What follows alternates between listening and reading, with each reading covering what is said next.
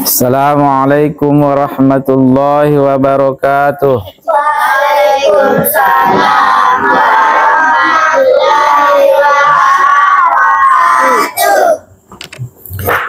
Innal hamdalillah nahmaduhu wa nasta'inuhu wa nastaghfiruh wa na'udzu billahi min syururi anfusina wa min sayyiati a'malina. Man yahdihillahu fala mudhillalah wa man yudlilhu fala hadiyalah.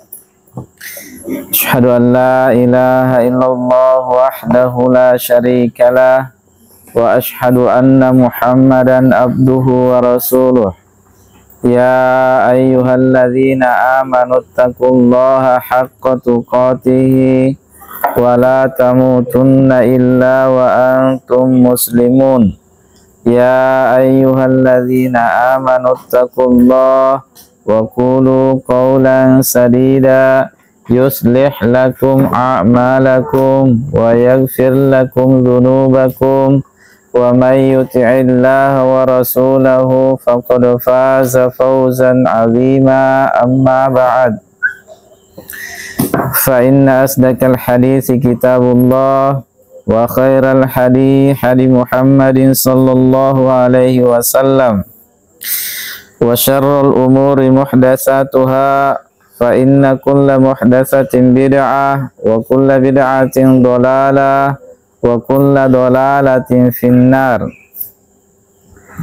Alhamdulillah, segala puja dan puji senantiasa kita lantunkan hanyalah untuk Allah Azza wa Jal, di mana Allah Subhanahu wa taala yang senantiasa mencurahkan kepada kita seluruhnya berbagai macam nikmat demi nikmatnya, berbagai macam rahmat dan kasih sayangnya, sehingga Allah Subhanahu wa taala di malam hari ini karena sayangnya kepada kita, sehingga kita masih diberi kesempatan, kesehatan untuk kita bisa kembali berjumpa bersama di tempat ini dalam rangka kita mempelajari agama yang Allah Subhanahu wa taala ridhoi. Baiklah adik-adikku sekalian, ketahuilah bahwa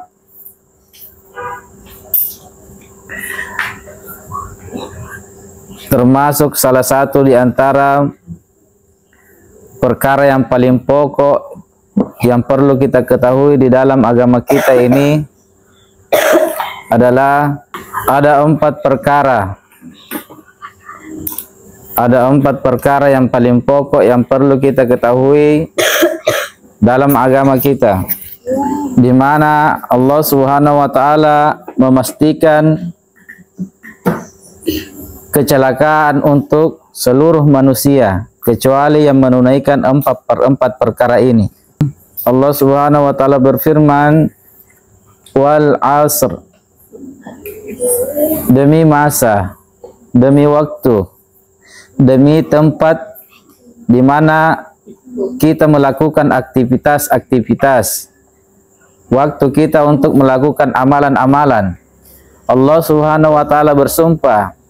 Di dalam ayat ini Allah Subhanahu wa taala menegaskan bahwa demi masa, demi waktu.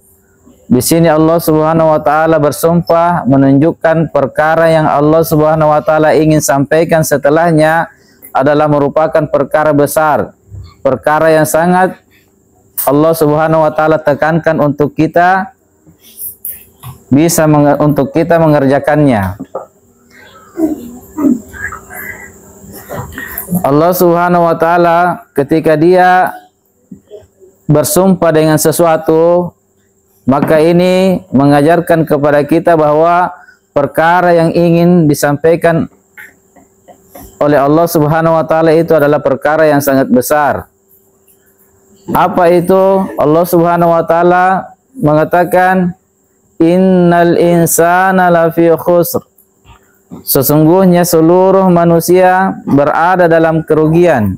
tanpa kecuali yang diperkecualikan. Seluruhnya, seluruh manusia kata Allah Subhanahu wa taala berada dalam kerugian, berada dalam kecelakaan, berada dalam jurang-jurang api neraka. Seluruhnya, illal ladzina amanu, kecuali kata Allah Subhanahu wa taala yang beriman. Jadi syarat yang pertama yang tidak celaka kata Allah Subhanahu wa taala, manusia-manusia yang terhindar dari kecelakaan, kebinasaan, kehancuran adalah illal ladzina amanu. Orang-orang yang beriman. Siapa orang-orang yang beriman itu? Yaitu orang-orang yang memiliki ilmu yang benar, ilmu agama yang benar. Karena tidak akan mungkin seseorang itu bisa beriman kepada Allah Subhanahu wa taala dengan keimanan yang benar tanpa dia memiliki ilmu-ilmu agama yang benar. Maka hendaknya dia berilmu.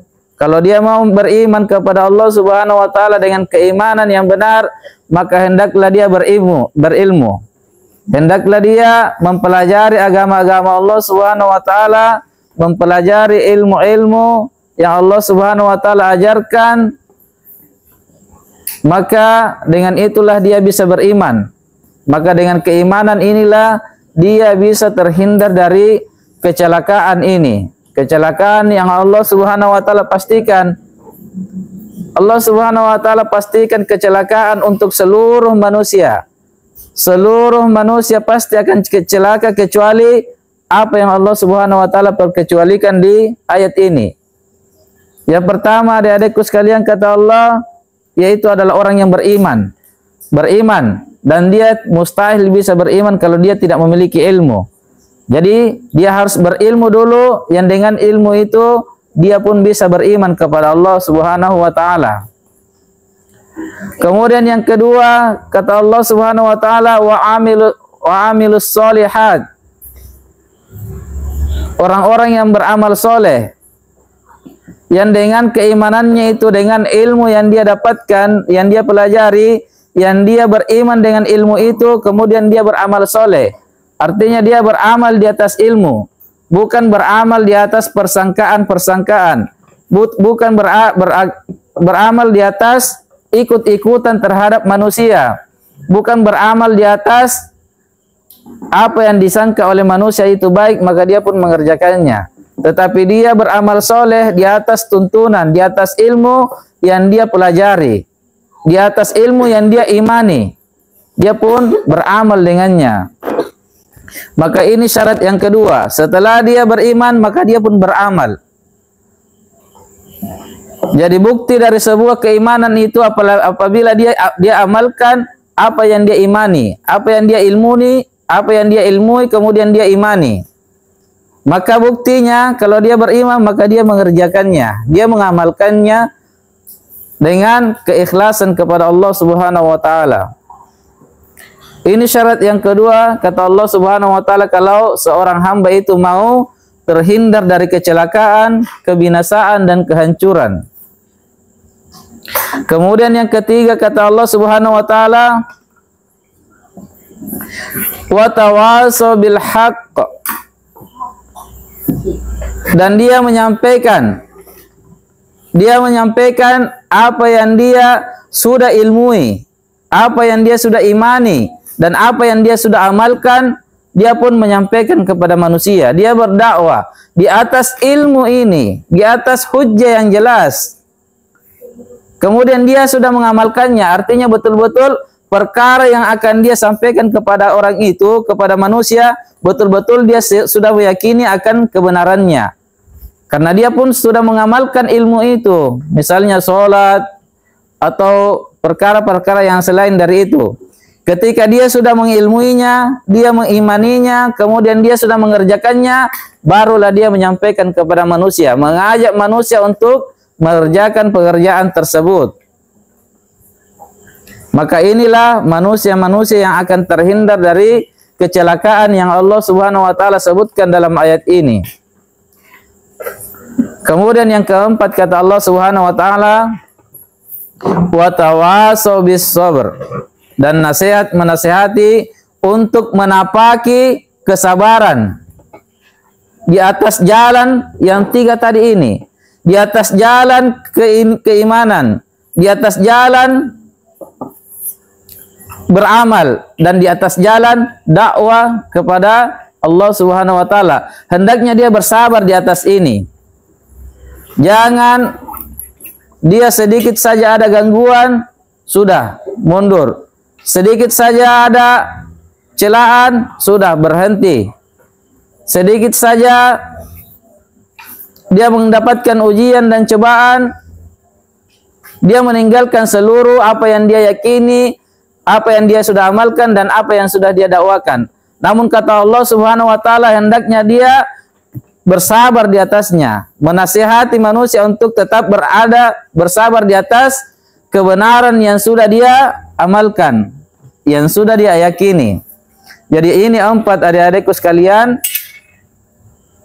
jalan yang bisa ditempuh oleh seorang hamba apabila dia mau selamat dari kecelakaan. Dan di sini Allah Subhanahu wa taala pastikan, bahkan Allah Subhanahu wa taala bersumpah untuk menguatkan bahwa betul-betul manusia seluruhnya berada dalam kecelakaan kecuali yang menunaikan 4 perkara ini. Yang pertama, dia berilmu. Yang dengan ilmu ini dia beriman. Kemudian dengan keimanannya dia pun beramal soleh. Kemudian setelah dia beramal soleh, dia pun mengajak manusia untuk beramal soleh juga, untuk berilmu, beriman kepada Allah dan beramal soleh juga. Kemudian setelah dia berdakwah, mengajak manusia untuk beramal soleh, maka hendaknya dia bersabar, karena tentunya akan ada ujian yang menimpanya, akan ada ujian yang Allah Subhanahu wa taala berikan kepadanya. Tidak bisa seseorang itu dibiarkan begitu saja mengatakan kami sudah beriman, padahal mereka tidak diuji. Pasti diuji. Semua manusia yang beriman kepada Allah Subhanahu wa taala pasti akan datang kepadanya ujian-ujian dari Allah Subhanahu wa taala. Sebagaimana para sahabat Nabi sallallahu alaihi wasallam terdahulu, mereka diuji dengan berbagai macam ujian. Mereka diuji dengan berbagai macam goncangan. Mereka betul-betul diuji oleh Allah Subhanahu wa taala sampai betul-betul nampak keimanan mereka, sampai betul-betul nampak kesabaran mereka, sampai betul-betul terlihat oleh manusia bahwa mereka adalah orang-orang yang sabar menjalani ujian-ujian Allah Subhanahu wa taala. Dan dengan kesabaran mereka lah para sahabat-sahabat Nabi sallallahu alaihi wasallam sehingga agama ini bisa menjadi semakin jaya sampai sekarang ini, bisa menjadi semakin nampak kehebatannya, keluar biasaannya, karena sebab kesabaran mereka menapaki jalan keimanan.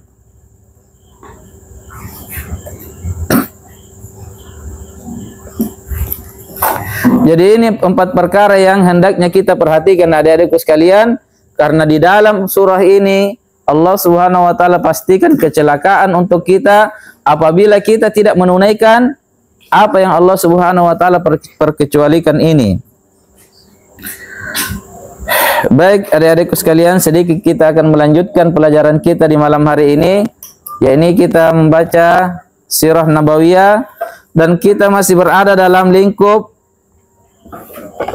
yaitu tentang perkara di mana kaum musyrikin Quraisy menyiksa sahabat-sahabat Nabi sallallahu alaihi wasallam, orang-orang yang beriman dari kalangan para budak, orang-orang yang beriman yang tidak memiliki pelindung, orang-orang yang beriman yang mereka dari kalangan masyarakat yang bukan masyarakat yang ditokohkan.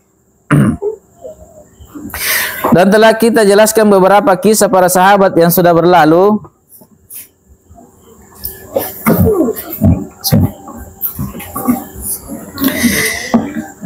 Dan insyaallah taala di malam hari ini kita akan membahas tentang kisah sahabat Khabbab bin Al-Arad. beliau termasuk tawanan di masa jahiliyah. Dan beliau pun dibeli oleh seorang perempuan yang bernama Ummu Ammar bintu Siba Al-Khuzayyah. Dan beliau menjadi seorang pandai besi. Ketika masuk Islam, ia pun disiksa oleh majikannya dengan api. Dan pernah majikan perempuannya ini membawakan besi yang panas, lalu diletakkannya di punggungnya agar ia mau mengingkari ajaran Nabi Sallallahu Alaihi Wasallam dan agar dia mau kembali kepada penyembahan berhala mereka.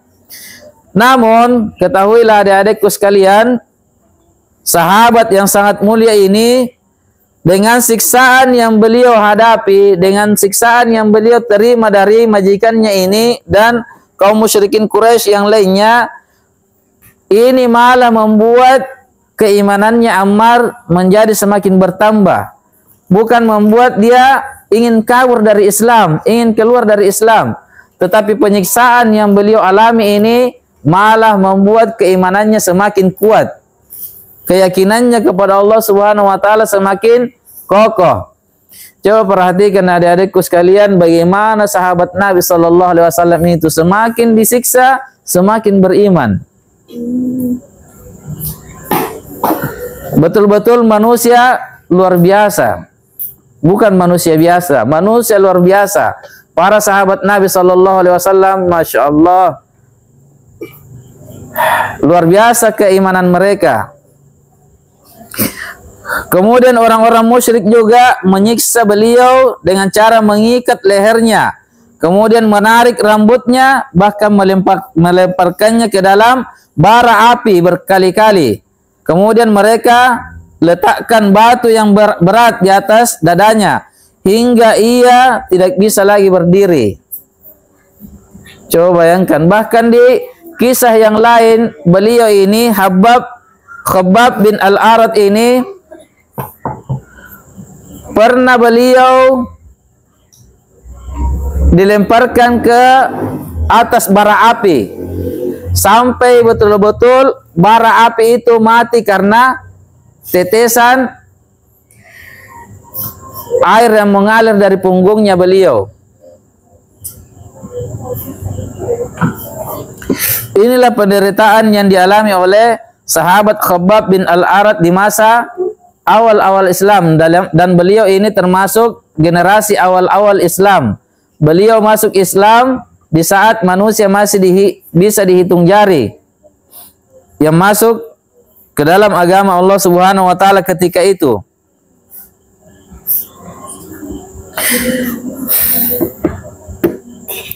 Kemudian kisah yang selanjutnya adalah seorang sahabiah Nabi Sallallahu Alaihi Wasallam, seorang sahabat perempuan yang sangat mulia, yang sangat tinggi derajatnya, yang sangat kokoh keimanannya, termasuk generasi awal Islam, bahkan termasuk dalam deretan perempuan yang pertama-tama masuk Islam setelah Khadijah radhiyallahu taala anha.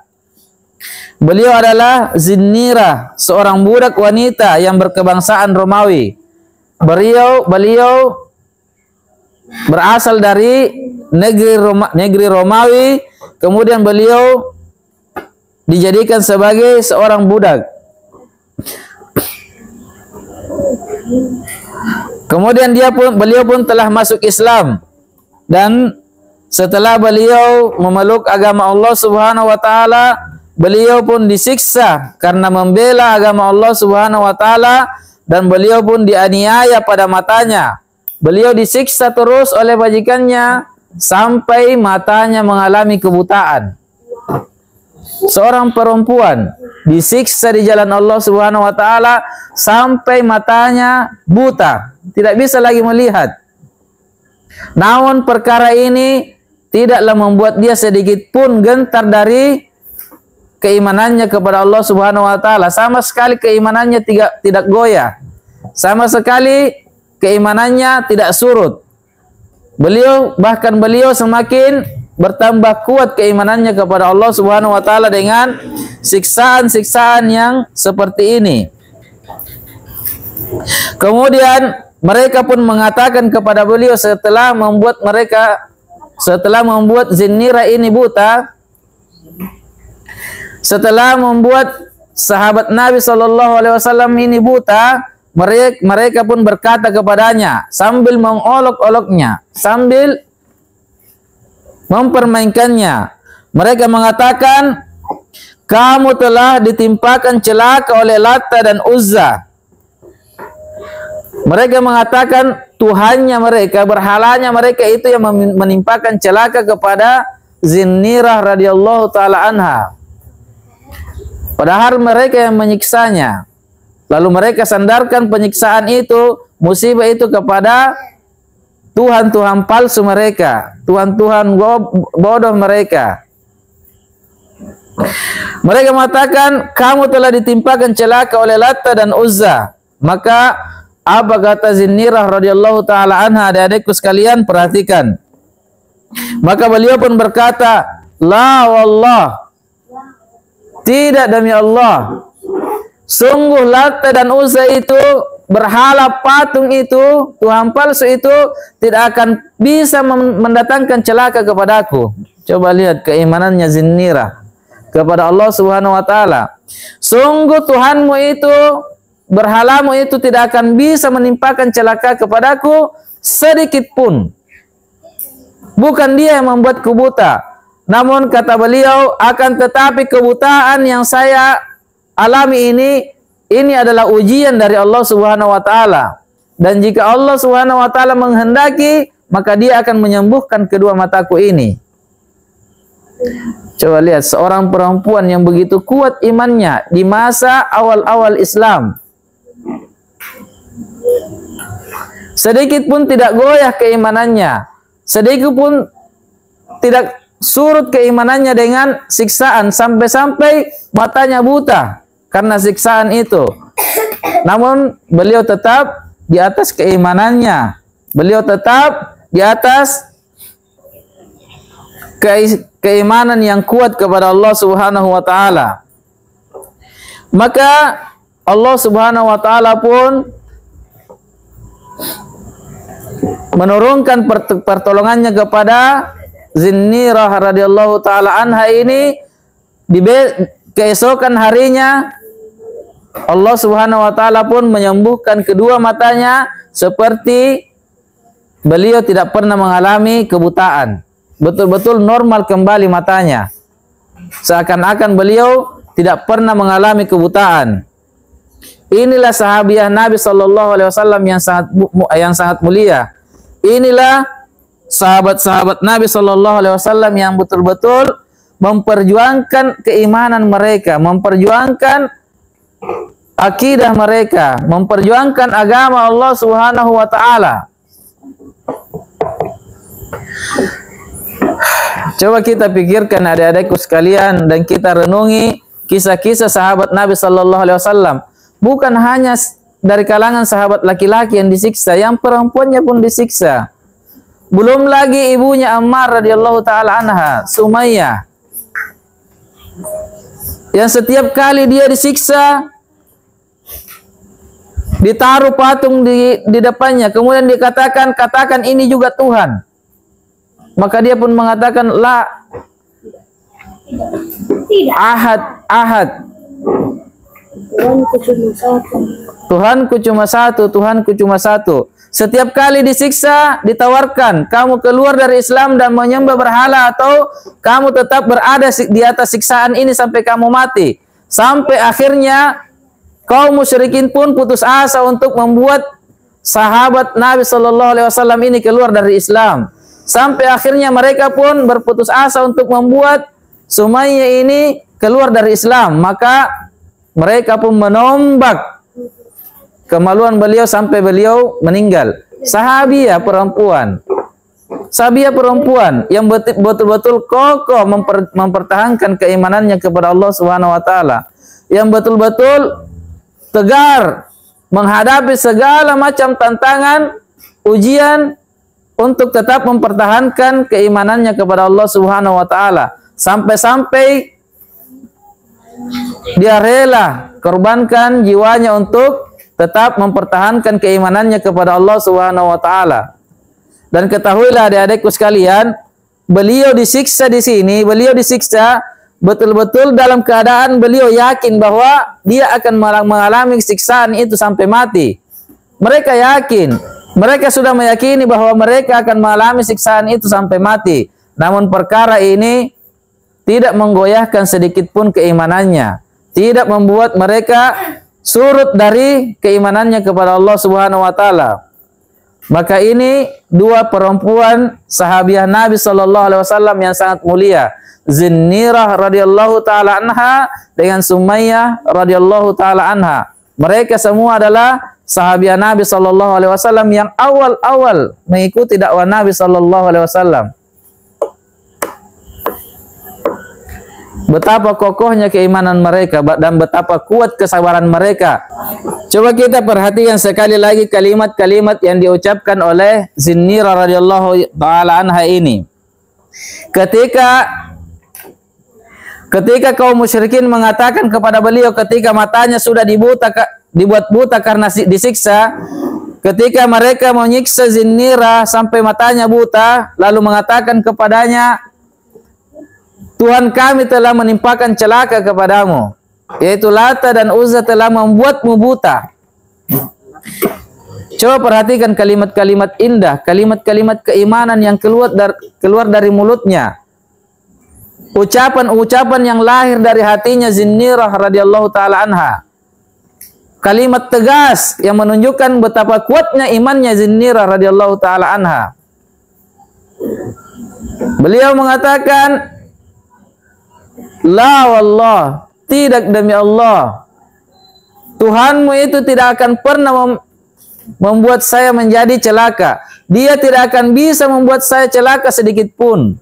Betul-betul keyakinan yang kuat bahwa yang mendatangkan manfaat dan mudarat itu hanya Allah Subhanahu wa taala. Selainnya tidak bisa. Walaupun bersatu seluruh tuhan-tuhan palsu itu, dia tidak akan pernah bisa mendatangkan celaka sedikit pun kepadaku. Betapa kokohnya dan kuatnya keimanannya kepada Allah Subhanahu wa taala. Beda dengan manusia di zaman ini. Sedikit saja dipertakut-takuti dengan hantu, sedikit saja dipertakut-takuti dengan sesajian, dengan sembahan-sembahan yang lain, sedikit saja dipertakut-takuti dengan tuhan-tuhan palsu, hatinya pun takut. Hatinya pun merasa jangan-jangan besok saya ditimpa laknatnya. Jangan-jangan betul.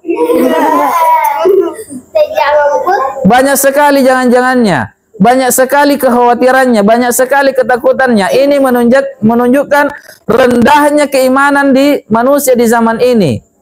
Ini menunjukkan rendahnya keyakinan mereka kepada Allah Subhanahu wa taala. Coba lihat keimanannya para sahabat, adik-adikku sekalian. Betapa kuat dan betapa yakin dia dengan mantap keluar dari mulutnya, yang lahir dari hatinya, yang lahir dari keimanannya.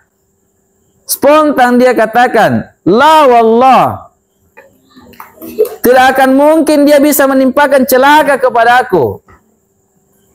Betapa yakinnya bahwa segala manfaat dan segala bahaya itu hanya datang dari Allah Subhanahu wa taala. Makhluk tidak akan bisa menimpakan bahaya kepadaku. Kemudian kalimat yang kedua, setelah kita pahami kalimat yang pertama ini yang menunjukkan kokohnya dan kuatnya keimanannya, keyakinannya kepada Allah Subhanahu wa taala, perhatikan kalimatnya yang kedua. Beliau mengatakan bahwa sesungguhnya kebutaan yang saya alami ini adalah cobaan dari Allah Subhanahu wa taala. Allah Subhanahu wa taala menguji saya. Betapa yakinnya beliau bahwa segala musibah yang dia hadapi, yang dia terima, seluruhnya itu datang dari Allah Subhanahu wa taala. Seluruhnya itu datang dari Allah Subhanahu wa taala. Dan beliau mengatakan kalau Allah Subhanahu wa taala menghendaki saya mendapatkan jalan keluar dari musibah ini, maka Allah Subhanahu wa taala akan sembuhkan dua kebutaan saya ini, kebutaan pada dua mataku ini. Betapa yakinnya beliau. Beliau tidak meyakini obat. Walaupun obat itu bisa juga diyakini sebagai sebab. namun dia tidak menyandarkannya kepada obat. Dan dia tidak menyandarkan segala musibah yang dia dapatkan itu kepada makhluk yang lain. Tidak menyalahkan makhluk yang lain. Beliau bersabar menerima ujian ini. Dan beliau meyakini bahwa ini hanyalah sebuah ujian dari Allah Subhanahu wa Ta'ala agar terlihat keimanan yang saya miliki, seberapa kuat keimanan yang saya miliki, seberapa kuat kesabaran yang bisa saya emban dalam menjalani ujian-ujian Allah Subhanahu wa Ta'ala. Dan lihat adik-adikku sekaliannya, apa akibat dan apa balasan dari Allah Subhanahu wa Ta'ala kalau seseorang itu betul-betul kokoh mempertahankan keimanannya. Apa balasannya? Allah Subhanahu wa Ta'ala berfirman, "Inna ma'al usri yusra, fa inna ma'al usri yusra." Maka sesungguhnya di balik kesulitan itu, di balik ujian itu, di balik musibah itu ada kemudahan, ada jalan keluar, ada pertolongan yang Allah Subhanahu wa Ta'ala berikan. Setelah orang bersabar di atas musibah, setelah orang bersabar di atas ujian, setelah orang bersabar di atas kemelaratan, siksaan, maka kata Allah Subhanahu wa Ta'ala, di balik kesulitan yang kalian hadapi, dengan kesabarannya kalian, maka akan datang kemudahan, akan datang pertolongan dari Allah Subhanahu wa Ta'ala. Maka keesokan harinya beliau pun disembuhkan matanya, seolah-olah dia tidak pernah mengalami kebutaan pada matanya. Coba lihat pertolongan Allah Subhanahu wa Ta'ala. Ini karomah ini. Ini karomah yang didapatkan oleh Zinnirah, di mana bisa kita katakan mustahil seorang yang buta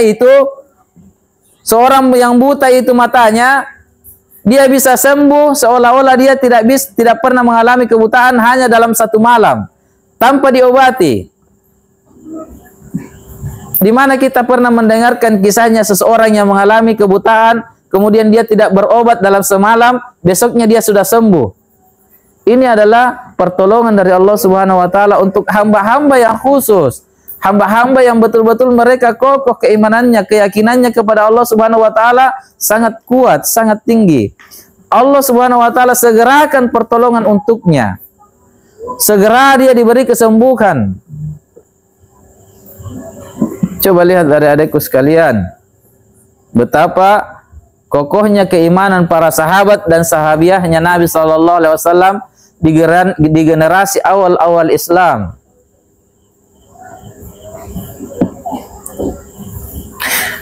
Namun adik-adikku sekalian, ketahuilah, karena dasar orang-orang musyrik itu mereka sangat keras hatinya. Bahkan kata Allah Subhanahu wa Ta'ala, mereka itu, hati orang-orang musyrik itu lebih keras dari batu.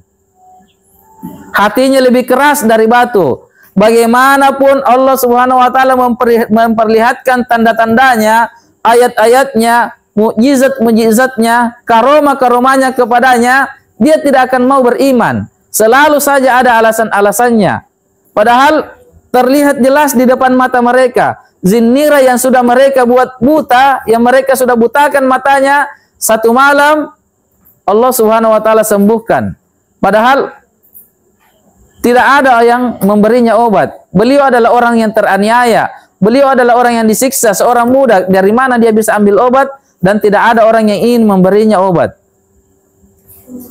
Allah Subhanahu wa Ta'ala semata yang menolongnya, yang menyembuhkannya dari kebutaan. Apa alasannya orang-orang musyrik setelah melihat karomah dan mukjizat dari Allah Subhanahu wa Ta'ala ini dengan sembuhnya matanya Zinnirah radhiyallahu taala anha? Coba lihat, kira-kira apa yang terbayang di pikiran kita? Apa kira-kira alasannya orang musyrik? Selalu ada alasannya. Untuk lari dari keimanan, untuk tidak mau mengakui bahwa Allah Subhanahu wa Ta'ala satu-satunya yang berhak disembah. Selalu ada alasannya. Coba lihat alasannya orang musyrik. Dia mengatakan itu kesembuhan yang dialami oleh Zinnirah itu adalah sihirnya Muhammad. Coba lihat. Selalu ada alasannya. Dia menganggap dia disihir oleh Nabi Muhammad sallallahu alaihi wasallam sehingga matanya bisa sembuh seketika.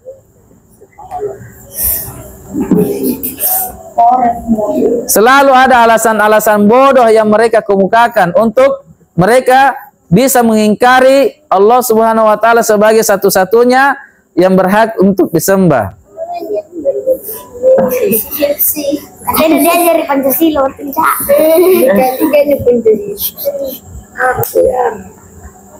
Lihat bagaimana sifatnya orang-orang musyrik.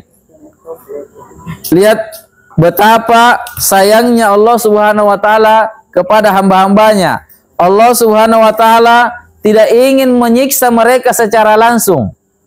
Tanpa Allah Subhanahu wa taala beri dulu mereka petunjuk. Allah Subhanahu wa taala mengirimkan dulu kepada mereka tanda-tandanya, ayat-ayatnya. Setelah mereka betul-betul ingkar, setelah mereka betul-betul tidak mau mengimani Allah Subhanahu wa taala sebagai satu-satunya ilah, maka barulah Allah Subhanahu wa taala menyiksa mereka dengan siksaan yang tidak bisa dilakukan oleh makhluk. Betul-betul siksaan yang sangat pedih.